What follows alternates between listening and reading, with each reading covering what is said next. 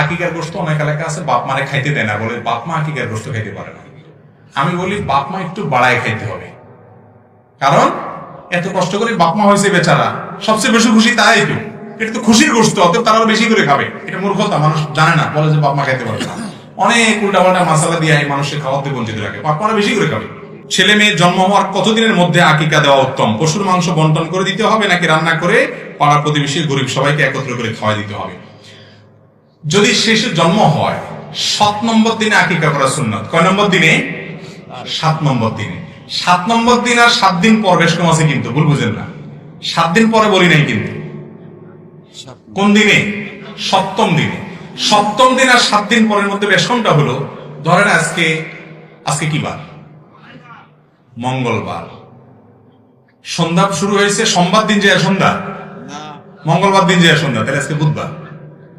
হিজরি বা চান্দ্রবর্ষ অনুযায়ী রাত আগে আসে, আজকে সন্ধ্যা থেকে কালকের দিন শুরু হয়ে গেছে, তাহলে আজকে মূলত কি বার? বুধবার।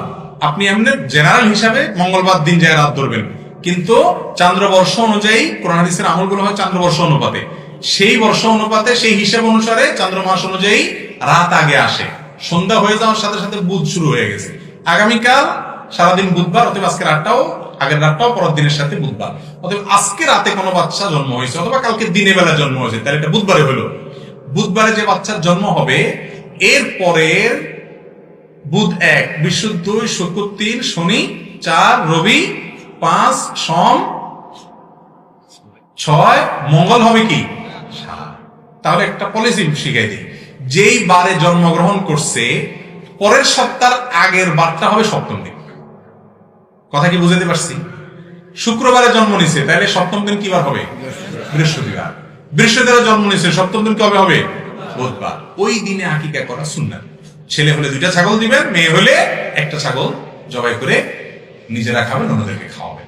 যদি এটা করতে না পারেন, 7 নম্বর দিন ভেজালে ছিলেন, বাচ্চা এখন হাসপাতাল থেকে বের করে আনতে পারেন নাই, কোনো ঝামেলা হয়েছে, 14 নম্বর দিনে করবেন। সেটাও না পারলে 21 নম্বর দিনে করবেন।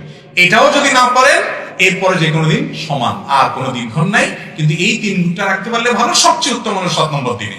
যদি একান্ত না পারেন পরে করলেও হয়ে যাবে, কিন্তু এই দিনগুলোতে করা উত্তম। এখন কথা হলো আকিকার গোশত কি করবেন? আকিকার গোশত অনেক এলাকা আছে বাপ মারে খাইতে দেয় না, বলে বাপ মা আকিকার গোশত খাইতে পারে না। আমি বলি বাপ মা একটু বাড়ায় খাইতে হবে, কারণ এত কষ্ট করে বাপ মা হয়েছে বেচারা, সবচেয়ে বেশি খুশি তাই তো, এটা তো খুশির গোশত, অতএব তারা বেশি করে খাবে। এটা মূর্খতা, মানুষ জানে না, বলে যে বাপ মা খাইতে পারে না। অনেক উল্টাপাল্টা মশলা দিয়ে এই মানুষের খাওয়াতে বঞ্চিত রাখে, বাপ মারা বেশি করে খাবে। আত্মীয় স্বজন দিদি বেশি করে খাবার পেট খারাপ করেন না, চাচা বলছেন ঠিক আছে, ওইটা খায়েন না, ওইটা করেন না।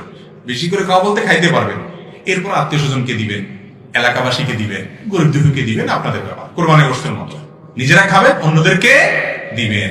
আকিকার গোশত রান্না করেই খাওয়াইতে হবে এমন কোনো কথা নেই, দান করে দিবেন। রান্না করে খাওয়াইলে আমার ভেজাল হয়, কারণ আকিকার অনুষ্ঠান করে কাঠ ছাপায়, আবার চান্দা উঠায়, আছে না নেই?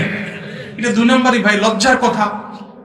একবেলা ভাত খাওয়াইবেন, আবার কাঠ ছাপাই দিয়েছেন, তার মানে হাতে করে কিছু নিয়ে আসেন, আবার বেহায়ের মতো টেবিল চেয়ার নিয়েও বসে, কি আনছেন দিয়ে দেন। আমি বলি এর চাইতে ডাকাত ভালো।